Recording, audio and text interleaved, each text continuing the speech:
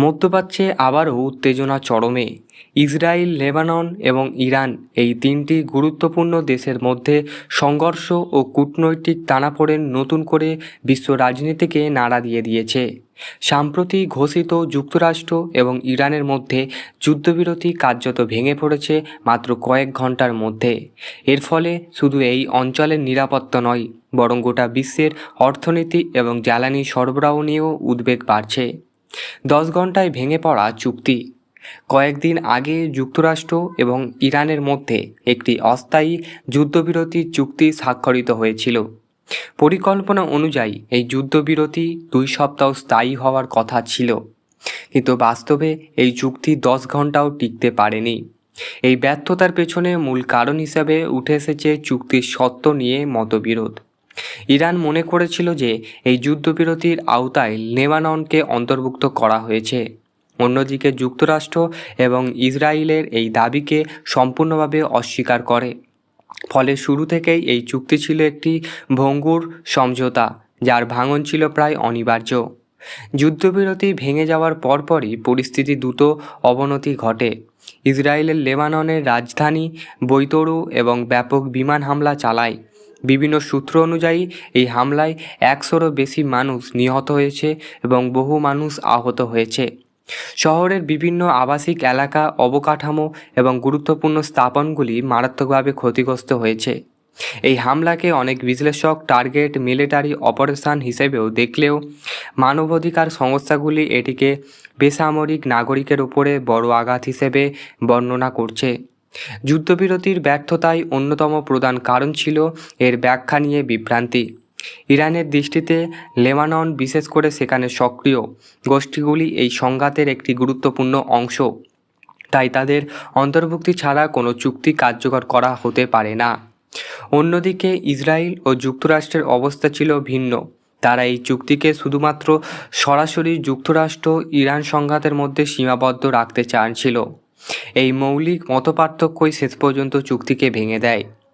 যুদ্ধবিরতি ভেঙে যাওয়ার পর ইরান একটি বড় কৌশলগত পদক্ষেপ গ্রহণ করে: হরমুজ প্রণালী বন্ধ করে দেওয়া। এই প্রণালী বিশ্বের অন্যতম গুরুত্বপূর্ণ জ্বালানি পরিবহন পথ। বিশেষ করে 20% তেল সরবরাহ এই পথ দিয়ে যায়। এই পথ বন্ধ হয়ে যাওয়ার ফলে আন্তর্জাতিক বাজারে তেলের দাম দ্রুত বেড়ে যেতে পারে এবং বৈশ্বিক অর্থনীতি বড় ধাক্কা পেতে পারে। বিশ্লেষক এটিকে স্ট্র্যাটেজিক প্রেসার স্ট্যাটিক হিসেবে দেখছেন, যার মাধ্যমে ইরান বিশ্ব শক্তিগুলোর ওপরে চাপ সৃষ্টি করতে চায়। এই সংঘাতের মধ্যে পাকিস্তান মধ্যস্থতার চেষ্টা করছিল।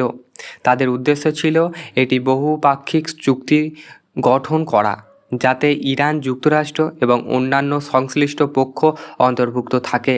তবে এই প্রচেষ্টায় একটি বড় সীমাবদ্ধতা ছিল: ইসরায়েলের সরাসরি অংশগ্রহণের প্রভাব।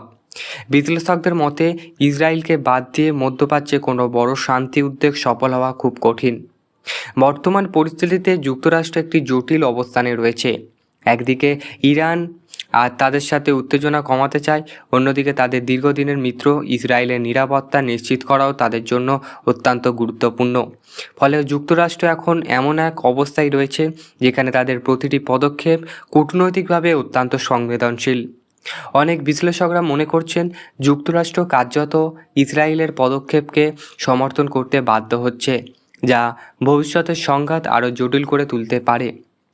এই সংঘাত শুধু 3টি দেশের মধ্যে সীমাবদ্ধ নয়, মধ্যপ্রাচ্যের অন্যান্য দেশগুলো এই পরিস্থিতির দিকে গভীরভাবে নজর রাখছে। বিশেষ করে উপসাগরীয় দেশগুলি, যারা তেল রপ্তানির ওপরে নির্ভরশীল।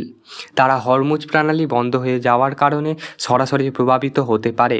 এছাড়াও এই সংঘাত যদি আরও বিস্তৃত হয়, তাহলে এটি একটি বৃহত্তর আঞ্চলিক যুদ্ধে পরিণত হওয়ার আশঙ্কা উড়িয়ে দেওয়া যাচ্ছে না।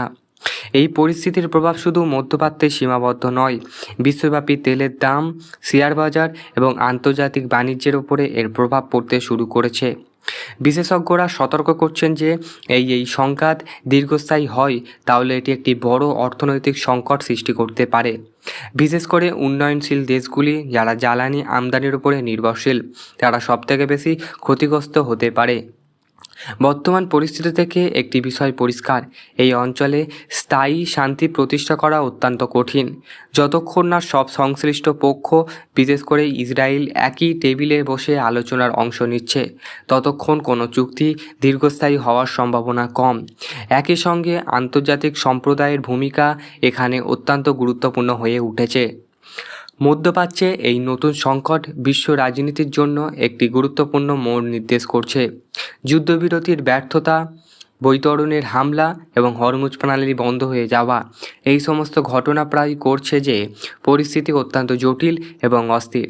বর্তমানে সবথেকে বড় প্রশ্ন হচ্ছে, এই উত্তেজনা কি একটি পূর্ণাঙ্গ যুদ্ধের রূপ নেবে, নাকি কূটনৈতিক প্রচেষ্টার মাধ্যমে পরিস্থিতি নিয়ন্ত্রণে আনা সম্ভব হবে? বিশ্ব এখন সেই উত্তরের অপেক্ষায় আছে।